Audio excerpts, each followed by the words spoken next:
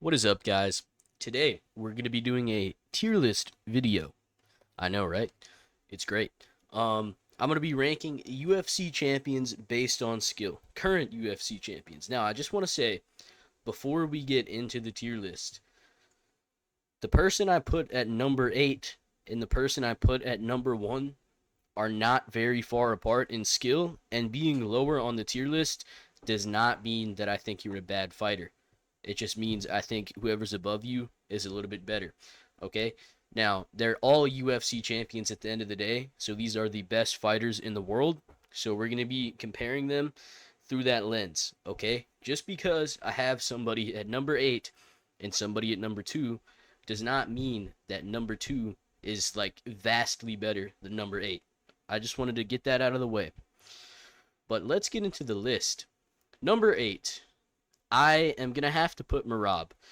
Just because in his last fight, we've seen he's added, submission ability to his game. And that's fucking fantastic. He could get finishes now.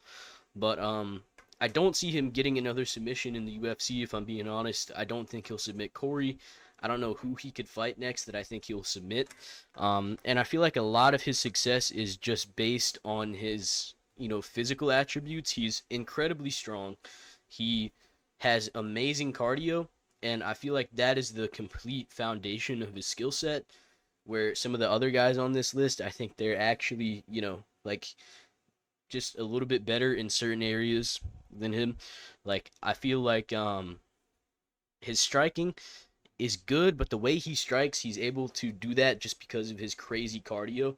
And like his technique with his punches is not as good as some of the other guys on this list. Neither is his grappling, but he's able to overwhelm a lot of people that he fights.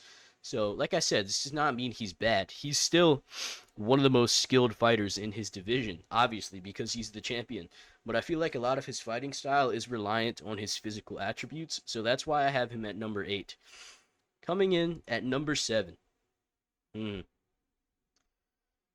This is a tough one. I didn't think about it beforehand. I'm flying by the seat of my pants. Let me pause it while I think about it for a second. All right, I've thought about it. I paused for a couple minutes. I think at number 7, I'm going to put Dricus du Plessis. Now, Dricus has been getting better rapidly from fight to fight.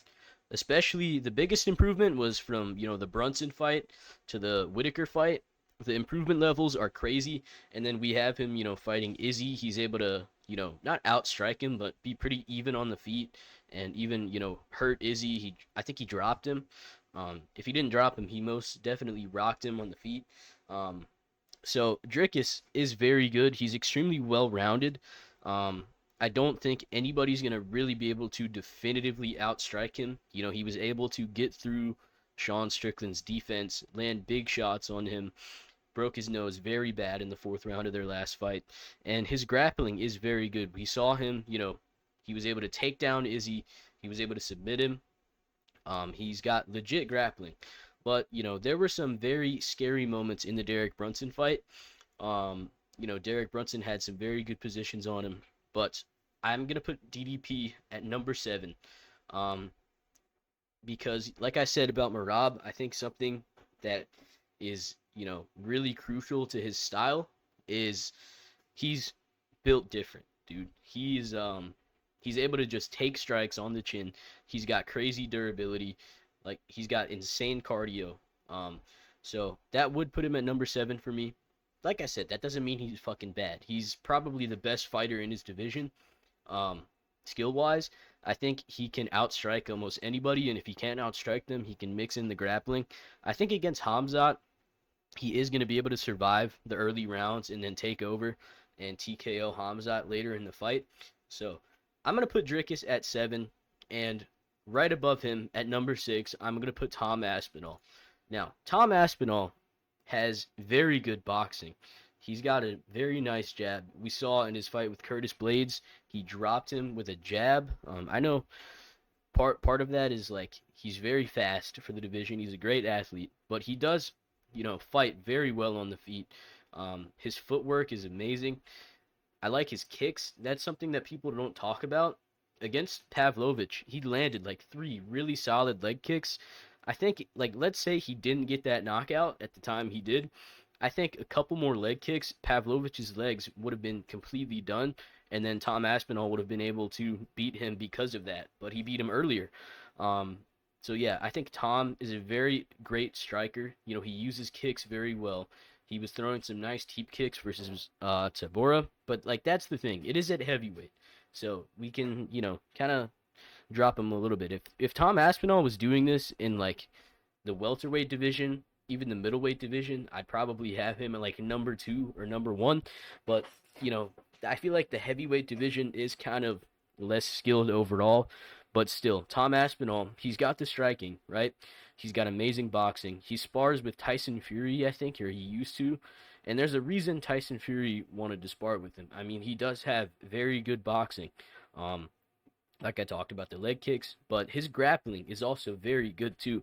I feel like people are getting caught up in the notion that, oh, Tom Aspinall, can't grapple. I think they're forgetting about the Volkov fight. Just because he's blowing through everybody on the feet, people are like, oh, we've got to wait for somebody to check his grappling. I think his grappling has already checked itself. He took Volkov down and treated him like a baby. And Volkov is one of the best grapplers in the division. Even though it was against Tuivasa, he did get an Ezekiel choke. You don't really see that at heavyweight. He trains with Alexei Olenek, so Volkov is a very good grappler. And Tom Aspinall was able to just take him down and completely destroy him. So the well-roundedness, I have to put him at number 6.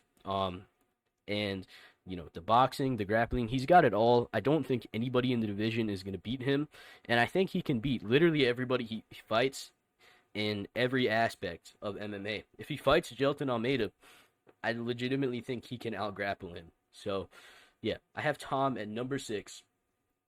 At number 5, Big Ank. I've got to put Big Ank at the top of the list. Not the top of the list, the top of the category. Ankalaev, he's got very good striking. Some of the best striking in the division, like we saw. He was able to outstrike Pereira. He really shut down Pereira's jab in that fight. He dealt with his low kicks very well. I like the way Ankalaev uses teep kicks. And he's got very good defense. He's a good counter striker, so he kind of waits for you to strike, and then he goes.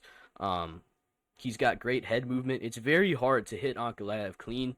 Pereira was barely able to land anything on him, and Ankalaev was the one who had the really significant moment in that fight where he dropped Pereira. So we know that his striking is fucking amazing. His hands are very quick.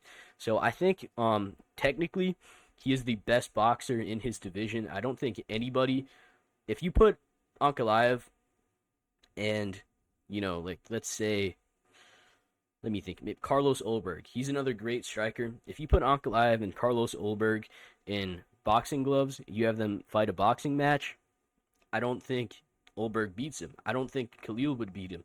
I think in a pure striking match, he beats all these guys. The only guy that I would pick to beat him on the feet is Yuri. And that's kind of just because I'm a big fan of Yuri, and I just have a feeling he would win that one, and I wouldn't be too confident. I think Ankalaev can outstrike literally anybody. And we saw versus Jan Blachowicz later in the fight when his legs were cooked, he was able to turn to the grappling, win the fight that way. He wasn't able to take down Pereira, but I think that speaks more to Pereira's takedown defense and how fast he's improved it than Ankalaev's lack of wrestling skill. I think he's got very good wrestling, and more importantly, I don't think anybody in the division can take him down. So I think when you're a fighter who has completely eliminated one path of victory against you, then you've got to be high on this list. Like, nobody is taking Ankalaev down and beating him that way. And I think if you compare Ankalaev to, like, the all-time greats in his division, Jones, DC, I think he could potentially beat both of those guys. Like, I don't think DC would be able to take him down, and I think he would outbox DC. We've seen Jones struggle with people like Ankalaev, and Ankalaev's just so good. He's got such good boxing. He uses his kicks very well. And he can turn to the wrestling when he needs it. He's got a great gas tank. So I've got to put Ankalaev at number 5. Now, this is where it starts to get very tough. very, very tough because all of these guys are like super fucking well rounded. Except, one that you guys might be thinking isn't. We'll get to that later. Um, I think for right now, I'm gonna put Pantoja at number 4. Now, the reason I'm putting him here is because his striking, while it is effective, it is very, very sloppy. Like Dricus, there are some defensive openings. Um, like Pantoja could get cracked and knocked out one day, but his chin saves him there. And the reason I'm putting him so high is because I feel like his grappling is nearly unstoppable. And once he's able to take you down, even if you're able to, ride out the round if he's on your back or even escape it, or like if he's got you in mount and you're able to escape it, um, it's still going to be in the back of your head that he can take you down and get in those positions. So you're going to be more reserved on the feet. You're not going to want to throw as much. We saw that with Kai. He was able to take Kai down, and even though Kai survived round 1 with Pantoja on his back, it was like instantly in round 2 you could see he was very, very like reserved. He did not want to throw. He was worried about what would happen, and he couldn't commit to his strikes. And I feel like that's something that's going to be in every Pantoja fight. Like with Joshua Van, if he's able to take Joshua Van down, then suddenly we're going to see Joshua Van's output is going to die down. He's not going to be throwing as many strikes. And Pantoja's grappling is just so fucking good. And his striking has been looking a lot better. Like, he was using calf kicks very, very well against Kai. He was blitzing him and not getting hit. So yeah, he's coming off the best performance of his career. I've got to put him at number 4. I feel like you could. These are all kind of interchangeable except Merab. I don't think Merab is like as skillful as anybody above him, but that's not to say he's bad. Like I've said, he's extremely good. But I feel like from Dricus all the way to Pantoja, it's interchangeable, but this is just how I'd order it. And coming in above Pantoja at the number 3 spot, I've got Volkanovski. Volkanovski is one of the most well-rounded fighters in the UFC. Even among these champions, nobody can take down Volkanovski and keep him there and submit him. It's literally impossible to submit him. We have seen him in the deepest submission of all time, basically, and he got out of it. We've seen him with Islam Makhachev on his back with both hooks in. Islam couldn't do anything. He was able to drop Islam, get on top, and rain down ground and pound in their first fight. And even in the Ilia fight, he was outstriking Ilia in round 1. He really was. He was landing a lot of kicks. He was landing his jab. That's the thing about Volkanovski. He's so short, but he's got long arms, so he can fight at range. It's incredibly hard to get to him. He's got amazing distance management. And he's literally got one flaw. Just one flaw, and his defense is spotty sometimes. That's it. And it's when he's pulling back in a straight line. He's got one fucking issue with his game, and that's it. So you could easily put Volkanovski at the top of this list. But I think I'm going to have to put Ilia just one spot above him because I feel like he is the only guy in the UFC, or like in the lower weight classes at least, like 155, 145, who can actually box better than Volkanovski. I think his hands are better. We saw him really sticking behind his jab in the Oliveira fight. He's so fucking dangerous. His footwork is amazing. He's able to get anybody against the cage. His defense is great, and like he just sees things coming very well. It's hard to hurt Ilia with a shot because, like we saw versus Charles, he took some big strikes that actually landed clean on him. But he sees them coming. He moves with them a little bit, and it's just very hard to get to him. He's basically been hurt once in his UFC career. And we saw he was able to pass Charles's guard very easily. He nearly got into a crucifix. So I think he could take people down and submit them if he really feels like he needs to. And I just think he is also getting better from fight to fight, whereas Volkanovski has already peaked and he's possibly on the decline right now. So that's why I have Ilia above him, and he did beat Volkanovski.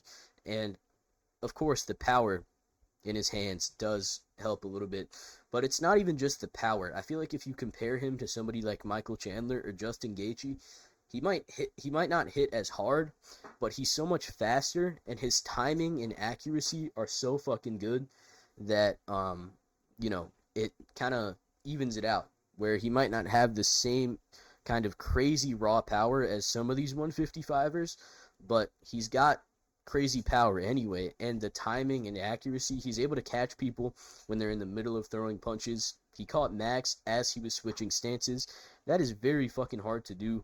And I think one of the best things about his game, obviously, is his jab, the way he uses his lead hand, and his head movement. Everything about Ilia's fighting style is just nearly perfect. So I have to put him at number 2. And if Ilia's at number 2, the only guy that we could put at number 1 is Jack Della Maddalena.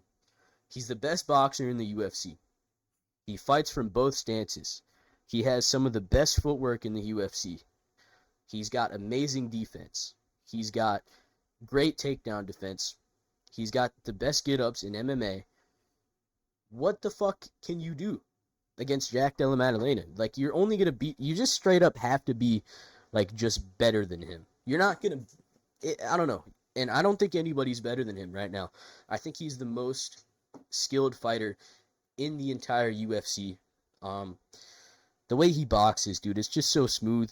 He fights behind his jab so well. His distance management is amazing. So, like, people were saying, oh, Belal only lost because of his game plan. No, he lost because Jack controlled the range perfectly. His footwork was absolutely amazing, so he never got trapped against the cage. And even when his back was against the fence, he was able to, angle out. So Belal never really had clear entries on takedowns. And the takedowns that he did get were absolute perfect entries. He got in dominant positions on top, and Jack literally just bucked him off within like a minute. So I don't think you can submit him. We've seen him in deep submissions before. He gets out. We've seen him with Gilbert Burns on his back. He gets out of that position, not even close to getting submitted. And he's adding kicks to his game now. His kicks versus Belal were very good. Calf kicks, the teep kicks.